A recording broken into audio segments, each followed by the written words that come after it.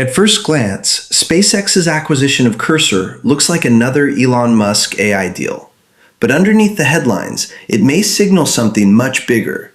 The AI investment story is starting to shift from computing power to workflow ownership. Hey everyone, I'm Nolan.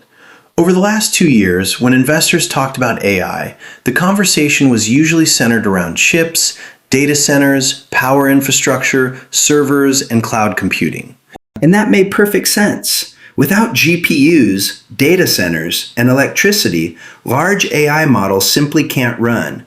That's why companies like Nvidia, Broadcom, TSMC, Microsoft, Amazon, and many data center and power equipment providers became some of the biggest winners of the AI boom. But the Cursor deal may be sending a new message. The next phase of AI competition isn't just about who has the most computing power.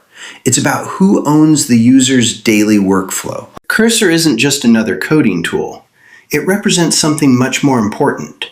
A gateway to developers in the AI era. Writing code, debugging, refactoring, generating tests, and reviewing software could increasingly happen inside AI-powered development environments like Cursor. And whoever controls that gateway may ultimately control user attention, enterprise spending, in software ecosystems. That's why this acquisition shouldn't simply be viewed as another AI bullish headline. It may actually represent the second chapter of the AI story. The first chapter was all about compute. Chips, servers, optical networking equipment, data centers, and power infrastructure were the most direct beneficiaries. The second chapter is about distribution and workflow access.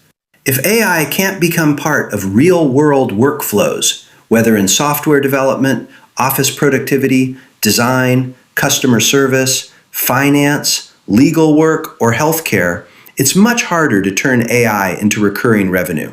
And that's what makes Cursor important. It suggests that AI application layer businesses are starting to earn the kind of valuations investors once reserved mainly for infrastructure companies. The third chapter will be about profits. Can these AI tools actually charge enough? Will customers keep renewing subscriptions? Can margins remain attractive? Will inference costs eventually eat into profitability? Those are the questions that will ultimately determine whether today's valuations can be justified. For SpaceX, this acquisition strengthens the long-term narrative, but it also raises expectations. The company's story is no longer just about rockets, satellites, and Starlink. It's now expanding into AI models and application layer distribution. But the bigger the story becomes, the more the market will demand proof. Cursor's growth, its integration with xAI, enterprise adoption, customer spending, and profit margins will all become key metrics to watch. The impact on other companies could be just as important. Microsoft, GitLab, Atlassian, ServiceNow, and other enterprise software and developer platform companies may now be viewed through a different lens. The real question is no longer whether they have AI features. The question is whether AI can improve customer retention, increase spending per customer, and drive sustainable profitability. Meanwhile, chipmakers and infrastructure companies remain critical. As AI applications become more widespread, inference demand will continue to grow, which means compute demand should grow as well. But the semiconductor story is likely entering a more selective phase. Investors will increasingly distinguish between companies benefiting from training workloads, inference workloads, networking, ASICs, and energy efficiency solutions. Data centers, power infrastructure, cooling systems, energy storage, and optical networking aren't going away either. If AI reaches more users, the infrastructure requirements behind the scenes only become larger. But investors can no longer assume that every AI-related infrastructure company automatically wins. Orders, margins, delivery timelines, and valuation still matter. For U.S. investors, the opportunities may increasingly come from both the AI supply chain and real-world adoption. That includes areas like servers, optical networking, power infrastructure, data centers, enterprise software, AI productivity tools, and industry-specific AI applications.